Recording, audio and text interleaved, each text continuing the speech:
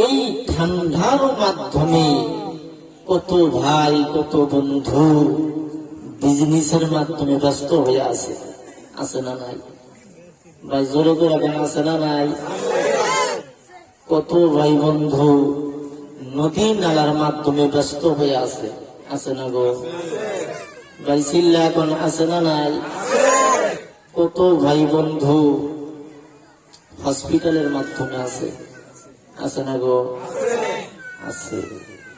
আর কত ভাই বন্ধু এবং পর্দার আড়ালের নাও খেলা ফুবু চাষিরা কত আছে ডিটেনশন ক্যাম্পের মাধ্যমে আছে, আছে না গো? সম্মানিত মুরব্বী সমাজ, ওই সমস্ত ফিতনাত থেকে বাঁচায়া মহান রব্বুল আলামিন আমাদেরকে এই জান্নাতের বাগানের মাধ্যমে বসার জন্য তৌফিক দিয়েছেন। সেই মহান রব্বুল আলামিনের আবার প্রশংসা আদায় করি, সবাই বলি আলহামদুলিল্লাহ। আরো একবার অস্থায়ী করে বলে আলহামদুলিল্লাহ, আরো একবার জোরে বলেন আলহামদুলিল্লাহ। সম্মানিত মুরব্বী সমাজ, আমি জুয়া সপ্তাহে সন্তলি প্রাইমারি কেউ চেনেন? জানি যে সন্তলি প্রাইমারি আছে, চেনেন না ভাই? ওই সন্তলি প্রাইমারিতে আমি এই ধর্মসভা করার জন্য গেছিলাম এক সপ্তাহ আগে। তো আমি পার ঘাট দিয়ে যখন পার হই, ওই পার ঘাটের মাধ্যমে কত কিছুগুলা ভাই গল্প করতেছে। এক ভাইজান করতেছে যে এই ডেলিভারি বেমারটা খুব খারাপ বেমার, ডেলিভারি বেমার খুব খারাপ বেমার, এই বেমারে আমার বৈড মারা গেছে, এই বেমারে আমার বৈড মারা গেছে। আর এক ভাই বলতেছে যে হ্যাঁ এই বেমারটা খুব খারাপ বেমার, এই বেমারে আমার বাবাও মারা গেছে। সম্মানিত মুরব্বী সমাজ, ডেলিভারি বেমার কোনদিন বেড়া মানুষের হয় ভাই? জোরে কান ভাই, কি হয় না? তো ভাই মাহাতরম দোস্ত বুজুর্গ, ঘটনা হলো ওই জায়গায় এর আগে পাশে কি আলোচনা হয়েছে, ওই জায়গায় এর আগে পাশে কি আলোচনা হয়েছে ওই ভাই শোনেও নাই, বোঝেও নাই, বুঝছে? বুঝছে কি? তো সম্মানিত মুরব্বী সমাজ, তো অনেক বক্তারা এই চেয়ারে বসে বয়ান করলো, করছে না নাই? অনেক সুন্দর সুন্দর কথা কইছে, কোরআন এবং হাদিসের মাধ্যম থেকে সুন্দর সুন্দর কথা কয়া আপনাদেরকে বুঝাইয়া দিয়েছে, বুঝাইছে না নাই?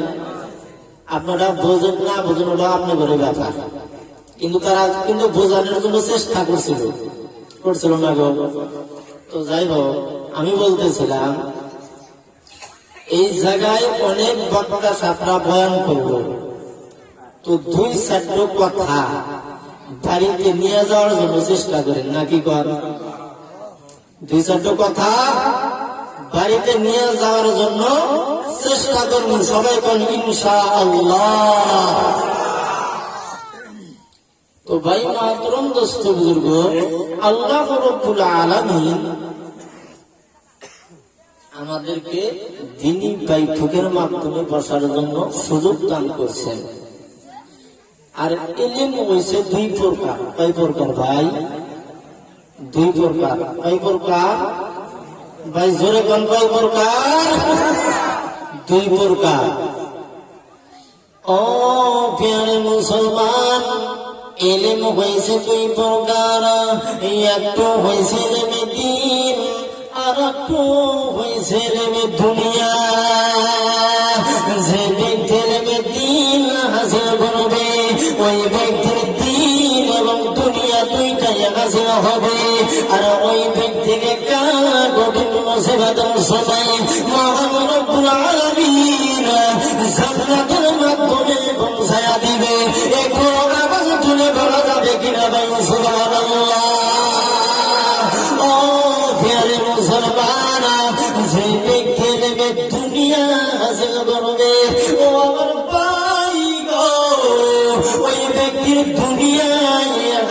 হবে, আর ওই ব্যক্তির দিন হাসিল হবে না, আর ওই ব্যক্তিকে কঠিন মুসিবতের সময় জাহান্নামের সাগরের মাধ্যমে নিক্ষেপ করানো হবে।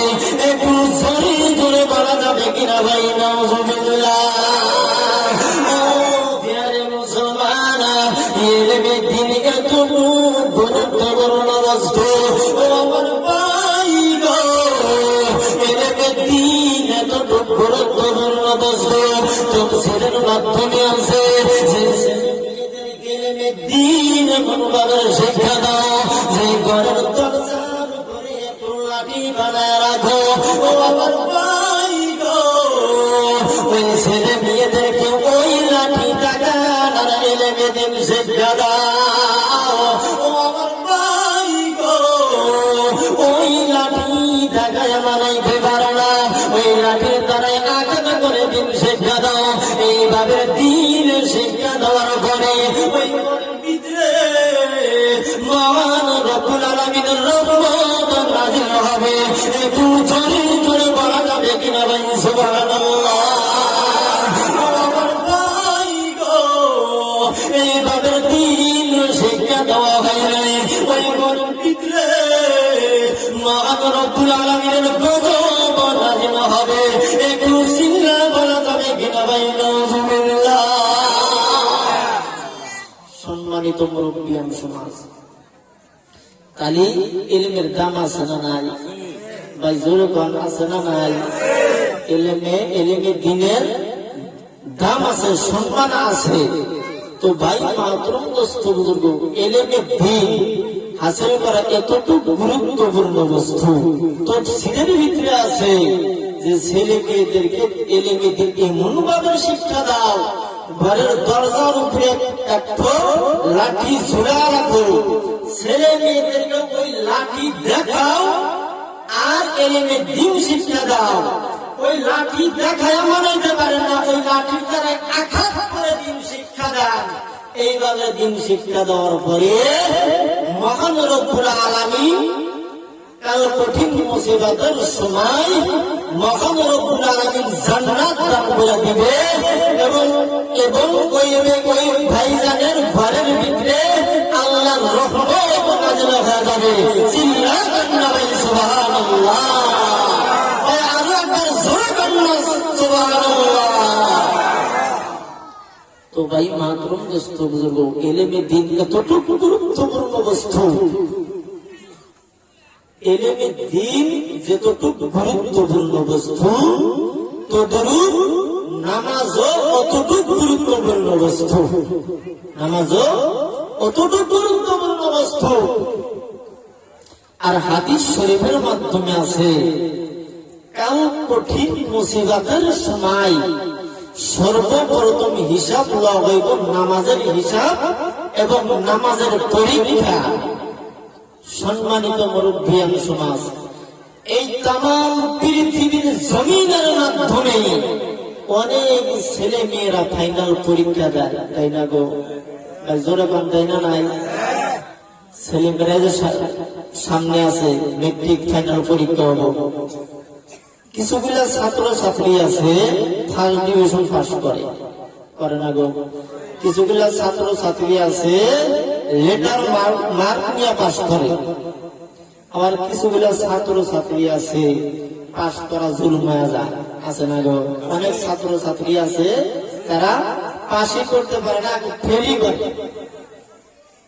তো এই তামাম পৃথিবীর জমিনের মাধ্যমে ওই ছাত্র ছাত্রীকে আবার চান্স দেওয়া হয়েছে, সময় দেওয়া হয়েছে যে ওই ছাত্র ছাত্রী দ্বিতীয়বার আবার ফর্ম ফিল আপ করে পরীক্ষা দিতে পারবে না? নাই ওই ছাত্র ছাত্রী দিবে কিনা ওরা তাদের ব্যক্তিগত কথা, কিন্তু চান্স আছে, দিতে পারবো। তো ভাই মাহতরম দোস্ত বুজুর্গ, দ্বিতীয়বার যখন আবার ফর্ম ফিল আপ করে পরীক্ষা দিয়েছে, আবার রেজাল্ট বাইর হয়ে গিয়েছে, আবার রেজাল্ট আউট হয়ে গিয়েছে, ওই ছাত্র ছাত্রী আবার শুনে যে আমি ফেল হয়েছি। সম্মানিত মুরব্বিয়ান সমাজ, ওই ছাত্র ছাত্রী আবার তৃতীয়বার ফর্ম ফিল আপ করবে নিয়ে পারবো কিনা? পারবো না গো ভাই, জোরে বল পারবো না? নাই পারবো।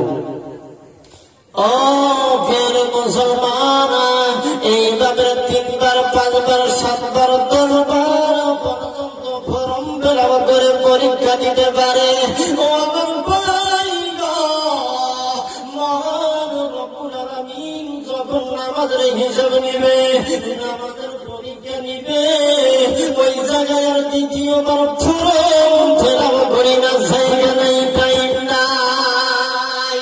ও আমার ভাই গো, কোন ব্যক্তি যদি ইচ্ছা করে নামাজ কামাই দিয়ে যদি 12 বছর কাবা ঘর ধরিয়াছে কোন ফেরে কান্দে, 12 বছর সে কোন পালন করে আমার আল্লাহ রব্বুল আলামিন জবাব দিবেন, উত্তর দিবেন, ইরে বান্দা তুমি আসমান এবং জমিন সমতুল্য গুনাহ করে ফেলেছ, আমি তোমার সমস্ত গুনাহ আমি মাফ করতে রাজি হয়ে গেলাম, কিন্তু তোমার এক ওয়াক্ত নামাজের গুনাহ আমি মাফ করতে রাজি হইতে পারি না।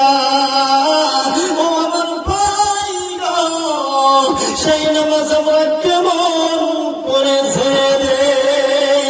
সেই নামাজের দরকার আছে না নাই ভাই? নামাজের দরকার আছে না নাই ভাই? দরকার আছে না নাই? নামাজের দরকার আছে। আল্লাহ রাব্বুল আলামিন বলতেছে, ইন্নাস সালাতা তানহা আনিল ফাহশাই ওয়াল মুনকার। আল্লাহ রাব্বুল আলামিন বলতেছে যে তোমরা নামাজ কায়েম করো, নামাজ আদায় করো, নামাজ খারাপ কাজ থেকে বাধা দিয়ে রাখে, বাধা দিয়ে রাখে, হেঁটে করে রাখে। নামাজ খারাপ কাজ থেকে বাধা দিয়ে রাখেন এবং বাধা দিয়ে রাখেন।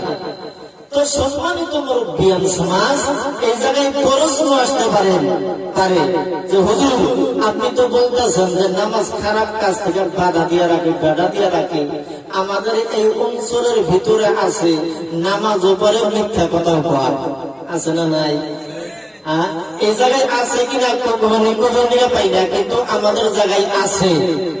তো সম্মানিত মুরব্বিয়ান সমাজ, আমি বলতেছিলাম যে এই জায়গায় প্রশ্ন আসতে পারে যে নামাজ উপরে মিথ্যা কথাও বলে, নামাজ উপরে চুরিও করে, নামাজ উপরে মিথ্যা সাক্ষীও দেয়, নামাজ উপরে চগলখুরি সাক্ষীও দেয়, তাই না নাই? সম্মানিত মুরব্বিয়ান সমাজ, এই জায়গায় বোঝা গেল ওই ব্যক্তি যে নামাজ পড়তেছে নামাজের মতো নামাজ হয় নাই এবং সেজদার মতো সেজদা হয় নাই। সেজদা যে করলাম, নামাজ যে পড়লাম, আল্লাহর দরবারে বড় হয় নাই। যেরকম কথা ঠিক কি নয় ভাই? যেরকম কথা ঠিক কি নয়? নামাজের মতো নামাজ হয় নাই। আল্লাহ রাব্বুল আলামিন বলতেছেন, আবার বলতেছে, ওয়া মা খালাকতুল জিন্না ওয়াল ইনস ইল্লা লিয়াবুদুন। আল্লাহ রাব্বুল আলামিন বলতেছে, আমি জিন জাতি আর মানুষ জাতিকে শুধুমাত্র আমার ইবাদতের জন্য সৃষ্টি করেছি। জোরে জোরে বলুন ভাই সুবহানাল্লাহ। ভাই আরো একবার জোরে বলুন সুবহানাল্লাহ। আল্লাহ রাব্বুল আলামিন আমাদের জিন জাতি আর মানুষ জাতিকে শুধুমাত্র মহান রব্বুল আলামিনের ইবাদতের জন্য সৃষ্টি করেছেন। আর আল্লাহর নবী সাল্লাল্লাহু আলাইহি ওয়াসাল্লাম এই মিরাজের রাত্রে আল্লাহর নবী সাল্লাল্লাহু আলাইহি ওয়াসাল্লাম উম্মতের নাজাতের জন্য 5 ওয়াক্ত নামাজ নিয়ে আসলেন। উম্মতের নাজাতের জন্য 5 ওয়াক্ত নামাজ নিয়ে আসলেন। ও প্রিয় মুসলমান, আল্লাহর নবী সাল্লাল্লাহু আলাইহি ওয়াসাল্লাম যখন মিরাজের রাতে আমার আল্লাহ রাব্বুল আলামিনের সঙ্গে দেখা করতে গিয়েছিলেন, মেরাজ করতে গিয়েছিলেন, তখন দয়ার নবী দুইটো চোখের পানি ছেড়ে দিয়ে কাঁদতেছে আর বলতেছে, হে আল্লাহ, আমি যখন দুনিয়াতে গিয়ে আমার উম্মতদেরকে বলবো যে আমি মেরাজ করে আসলাম, আমার আল্লাহ রব্বুল আলামিনের সঙ্গে দেখা করে আসলাম, তখন আমার উম্মতেরা কাঁদিবে আর বলবে, আমার গো, আমরা তো আল্লাহ রব্বুল আলামিনের সঙ্গে দেখা করতে পারলাম না। তখন আল্লাহ রব্বুল আলামিন বলতেছে, ও আমার হাবিব, আমি তোমাকে এত উপরে তুলিয়া আমি আল্লাহ নিজে দেখা করেছি, একটু জোরে জোরে বলা যাবে কিনা ভাই? সুবহানাল্লাহ। আল্লাহ রব্বুল আলামিন বলতেছে, ও আমার হাবিব, তোমার উম্মত যখন নামাজের মাধ্যমে সিজদায় পড়ে যাব, আমি আল্লাহ নিজে দেখা করব, একটু জোরে জোরে বলা যাবে কিনা ভাই? সুবহানাল্লাহ। তোমার উম্মত যখন নামাজের মাধ্যমে সিজদায় পড়ে যাব, আমি আল্লাহ নিজে দেখা করব, জোরে জোরে বলুন না ভাই? সুবহানাল্লাহ।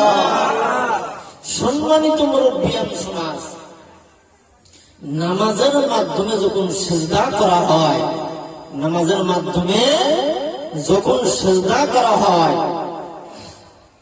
প্রথম সিজদার দ্বারাই মানুষকে জানাই দিয়েছে যে তোমাকে এই মাটি দিয়ে সৃষ্টি করছি, তোমাকে এই মাটি দিয়ে সৃষ্টি করছি। দ্বিতীয় সিজদায় আবার জানায়া দেয়, আবার এই মাটির সাথে মিলাইয়া দিব। আল্লাহু আকবার যখন বলা হয়, তখন জানায়া দিয়েছে কাল কঠিন মুসিবতের সময় আবার এই মাটি থেকে দাঁড় করাইব। জোরে বলেন, কথা ঠিক কি নয়? মাটির থেকে দাঁড় করাইব। মানুষকে যে মাটির থেকে যে উঠাবে, মানুষকে যে কবরের মাধ্যম থেকে উঠাবে, মানুষ একবারে উলঙ্ঘা অবস্থায় উঠবে, মানুষের সাথে কোনো পোশাক থাকবে না, কোনো পোশাক থাকবে না। অন্য একটি হাদিসের মাধ্যমে আছে, হযরত ইসরাফিল নবী আলাইহিস সালাতু ওয়াস সালাম আল্লাহ রাব্বুল আলামিনের ইন্তেজারে দাঁড়ায় আছেন। আল্লাহ রাব্বুল আলামিন ইসরাফিলকে হুকুম করার সঙ্গে সঙ্গে হযরত ইসরাফিল ওই সিংহার মাধ্যমে ফুৎকার মেরে দিবে। ফুৎকার মেরে দেওয়ার সঙ্গে সঙ্গে এই তামাম পৃথিবীর মাধ্যমে যা কিছু আছে, তামাম পৃথিবীরও ফানা ফিল্লা হয়ে যাবে। তামাম পৃথিবীর বুকে কিছুই থাকবে না, তামাম পৃথিবীর বুকে কিছুই থাকবে না। এই তামাম পৃথিবীর সাগর হয়ে যাবে। কি হবো ভাই? ভাই জোরে বল, কি হয়ে থাকবো? সাগর হয়ে থাকবো। আর সাগর হয়ে কতদিন থাকবে? সাগর হয়ে কতদিন থাকবে? হাদিসের মাধ্যমে আছে 18 বছর এই তামাম পৃথিবী সাগর হয়ে থাকবে। 18 বছর। আর কেমন 18 বছর? এই দুনিয়ার 55,000 বছর আর ওই দিনের একদিন হবে। এইভাবে 55,000 বছর পরে আল্লাহ রাব্বুল আলামিন ইসরাফিলকে আবার হুকুম করবেন, হে ইসরাফিল, তুমি আবার ওই সিংহায় ফু দাও, তুমি আবার ওই সিংহায় ফু দাও। আবার হযরত ইসরাফিল নবী আলাইহিস সালাতু ওয়াস সালাম আবার ওই সিংহের মাধ্যমে ফুৎকার মেরে দিবে। ফুৎকার মেরে দেওয়ার সঙ্গে সঙ্গে ওই কবরের মাধ্যম থেকে মানুষ গাজা উঠবে। কবরের মাধ্যম থেকে মানুষ গাজা উঠবে, মানুষের সাথে কোনো পোশাক থাকবে না। ও প্রিয় মুসলমান, এমন সময় উম্মুল মুমিনিন হযরত আয়েশা সিদ্দিকা রাদিয়াল্লাহু তাআলা আনহা আল্লাহর নবী সাল্লাল্লাহু আলাইহি ওয়াসাল্লামকে বলতেছে, হে আল্লাহর নবী গো, আমার চেহারা তো জীবনে কোনদিন পুরুষের দেখে নাই, আমি কি মুগুঙ্গার অবস্থায় উঠব? আল্লাহর নবী সাল্লাল্লাহু আলাইহি ওয়াসাল্লাম বলতেছেন, হে আয়েশা শুনে নাও, শুনে নাও, সেই তোমার আমার কোনো প্রশ্ন নাই, সেদিন তোমার আমার কোনো প্রশ্ন নাই। সেই দিন তুমি আর জনের বিলা তাকাই কত দুরস্থানা, তোমার চেহারা তুমি নিজেই দেখবা না। এত ভয়ঙ্কর হবে, তুমি আর জনের বিলা তাকাই কত দুরস্থান, তোমার চেহারা তুমি নিজেই দেখবা না। এত ভয়ঙ্কর হবে। তো ভাই মাহাতরম দোস্ত বুজুর্গ, একদিন আল্লাহর নবী জনাবে রাসূলুল্লাহ সাল্লাল্লাহু আলাইহি ওয়াসাল্লাম এইভাবে গোল আকারে সাহাবায়ে কেরামদেরকে নিয়ে দিনের কথা আলোচনা করতেছে। কিসের কথা?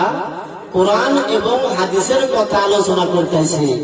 এমন সময় জাহান্নামের মাধ্যম থেকে আওয়াজ আসছে। কিসের আওয়াজ আসলো? ভয়ানক একটা আওয়াজ আসছে। এমন সময় এক সাহাবা রাদিয়াল্লাহু তাআলা আনহু আল্লাহর নবী সাল্লাল্লাহু আলাইহি ওয়াসাল্লামকে জিজ্ঞাসা করছেন, ইয়া রাসূলুল্লাহ, ইয়া হাবিবাল্লাহ, কিসের ভয়ানক শব্দ শুনতে পাইলাম? কিসের ভয়ানক শব্দ শুনতে পাইলাম? এত বড় ভয়ানক আওয়াজ তো জীবনে শুনি নাই, এত বড় ভয়ানক আওয়াজ জীবনে শুনি নাই। তখন আল্লাহর নবী জনাবে রাসূলুল্লাহ সাল্লাল্লাহু আলাইহি ওয়াসাল্লাম বলতেছে, হে সাহাবারা শোনো, আজ থেকে ৭০,০০০ বছর আগে জাহান্নামের উপর থেকে জাহান্নামের নিচের দিকে একটা পাথর নিক্ষেপ করা হয়েছিল। সেই পাথরখানা আর ৭০,০০০ বছর পরে গিয়ে জাহান্নামের দরিয়াখানা পাইল। জোরে জোরে কথা বলি নাউজুবিল্লাহ। তো ভাই মাহতরম বুজুর্গ, সেই জাহান্নাম থেকে বাঁচা লাগবে না নাই?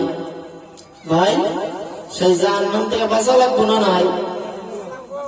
ও প্রিয় মুসলমান, ও আমার পরদার মারালের মাও খেলা ফুবুসাসিরা, আপনারা অন্তরের কান্দিয়া শুনবেন। ও আমার মা, সেই জাহান্নামের কথা স্মরণ করো, সেই কবরের কথা স্মরণ করো, নিজেদের কথা স্মরণ করো।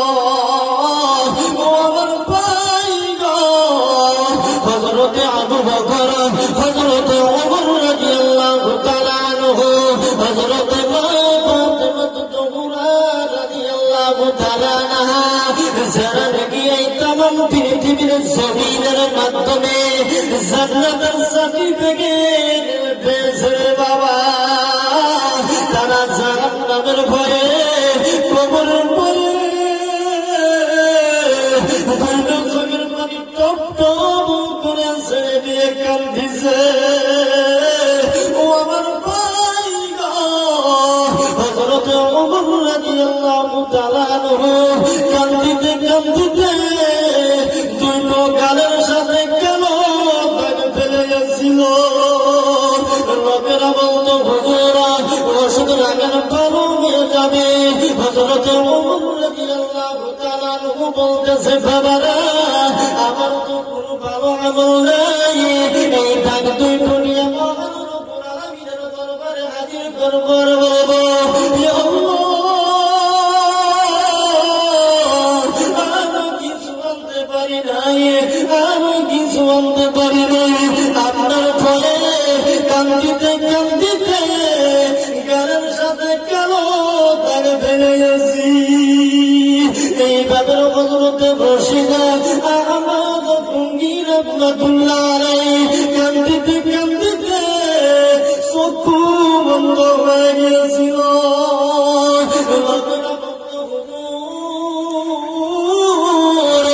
অবলোকন করেন, ভালো হয়ে যাবে। হযরতে রশিদা আহমদ গঙ্গী রাহমাতুল্লাহ আলাইহি বলতেছেন, বাবারা, আমার তো কোনো ভালো আমল নাই, অবস্থায় যদি আমি